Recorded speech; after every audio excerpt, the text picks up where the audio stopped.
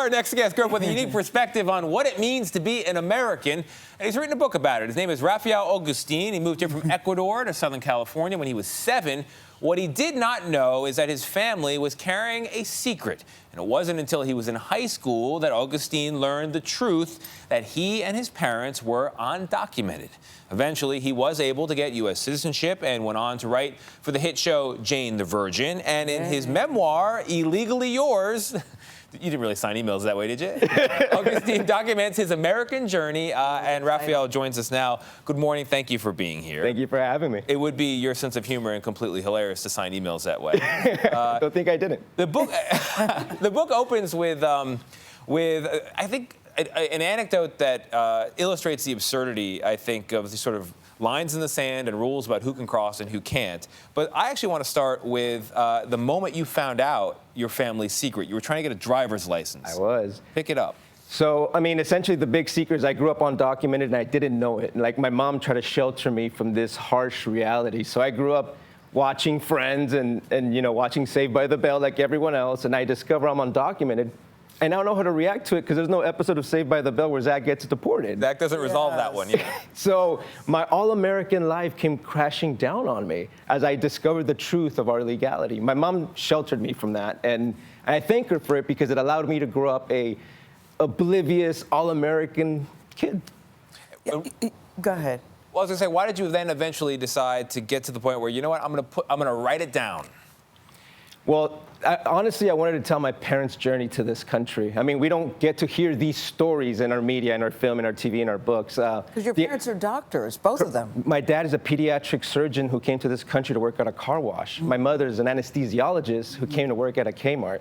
And they struggled really hard. I mean, they thought they were going to come here to become doctors again, right? It was their American dream. But then they had the harsh reality that the American dream was not going to be for them, but for their children.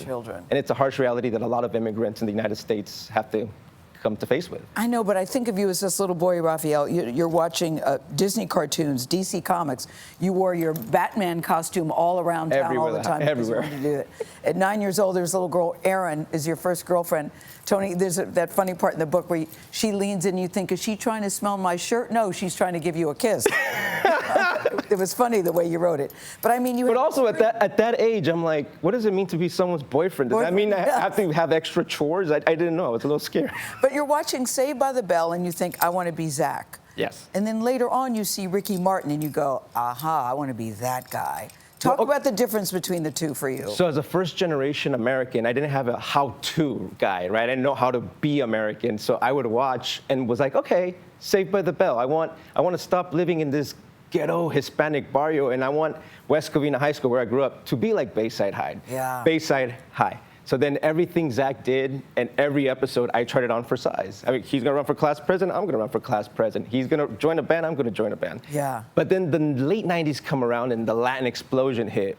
Ricky Martin takes the stage at the Grammys, and it truly changed my life because he redefined sexuality and what it was to be a Latin man. Yeah. Unfortunately, that sexiness didn't trickle down to me. Like, I kept walking into like parties with my tight shirts, like, hey, how's it going? No one cared. I think a lot of people watching disagree with you right now. And that not particularly loose shirt you're wearing at the moment. But, but you apply for the test, and then the questions that you're asked. I knew all the questions except for one. For the citizenship test? Yes. So I go take the citizenship finally. And they ask me all the questions, like the 13 colonies, the branches of government, and I'm like answering them as quickly as I can. And then it turns out that the guy asking me the questions, the federal worker, starts trying to stomp me. He starts asking me harder questions and harder questions. He brings out another set of questions, and I'm like, what's happening? Less than 30 seconds. What was the question? You said, who was George Washington's right-hand man? And that really did stomp me. I see the painting. I was like, who's George Washington's right-hand man? I finally say, I'm sorry, I don't know. And he said, oh, my God, I don't know either. But if you knew that, that would have been me. Yeah.